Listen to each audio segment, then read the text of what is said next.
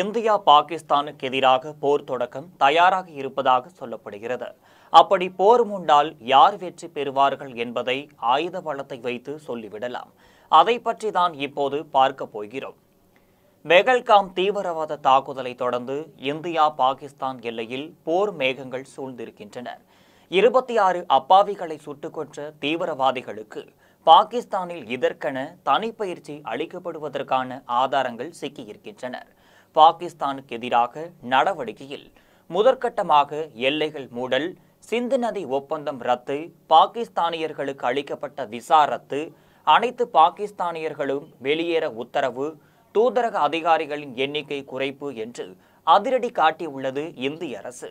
பாகிஸ்தான் இதற்கு எதிராக சிம்லா ஒப்பந்தம் ரத்து, எல்லை மூடல், இந்தியர்களை வெளியேற உத்தரவு, பாகிஸ்தான் வான்வழியை இந்திய விமானங்கள் பயன்படுத்த தடை, இந்தியாவுடன் வர்த்தகம் நிறுத்தம் என்று பதிலடி நடவடிக்கைகள் எடுத்துள்ளது. தீவிரவாத தாக்குதலுக்கு காரணமானவர்கள் உலகின் எந்த மூலையில் இருந்தாலும் அவர்களை தேடி கண்டுபிடித்து கற்பனைக்கு எந்த தண்டனை கொடுப்போம் என்று பிரதமர் மோடி கர்ஜித்திருக்கிறார்.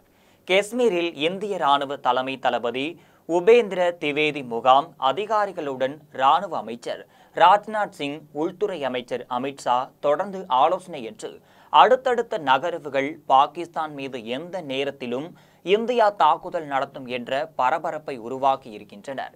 இது சில குறிப்பிட்ட தீவிரவாத முகாம்கள் மீதான சர்ஜிக்கல் ஸ்ட்ரைக்கா அல்லது முழு அளவிலான போரா என்று விவாதங்கள் தொடங்கியும் இருக்கின்றனர். இரு நாட்டு ராணுவம், விமானப்படை, கடற்படைகள் உச்சக்கட்ட உசார் நிலையில் இருக்கின்றனர்.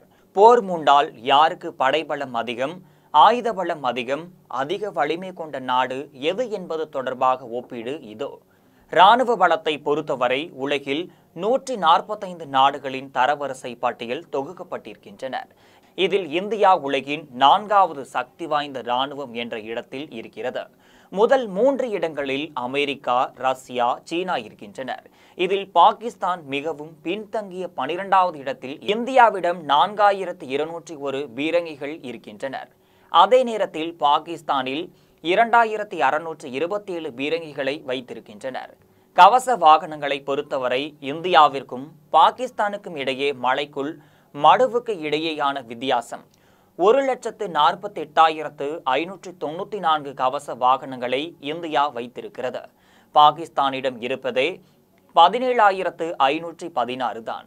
நேரடி போரில் கவச வாகனங்களின் பங்கு அதிகம் என்பதை இங்கே கவனத்தில் கொள்ள வேண்டும். பாகிஸ்தானை விட இந்தியாவிடம் 8.5 மடங்கு அதிக கவச வாகனங்கள் பாகிஸ்தானும் வைத்திருக்கிறது. விமான பலத்திலும் பாகிஸ்தான் பின்தங்கியே இருந்து வருகிறது.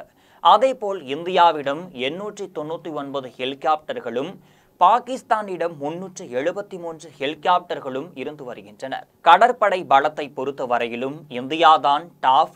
293 கப்பல்களுடன் இந்தியா உலகின் 6வது பெரிய கடற்படையாக திகழ்ந்து வருகிறது. 121 கப்பல்கள் வைத்துள்ள பாகிஸ்தான் கடற்படைக்கு இந்த பட்டியலில் 27வது இடம்தான். இந்தியாவிடம் 2 இந்தியாதான் டாப் இடத்தில் இருக்கிறது. இன்றைக்கு போர் மூண்டாலும் பாகிஸ்தானை துவம்சம் செய்யும் பெரும் பலத்துடன் இந்திய முப்படைகள் தயாராக இருக்கின்றனர்.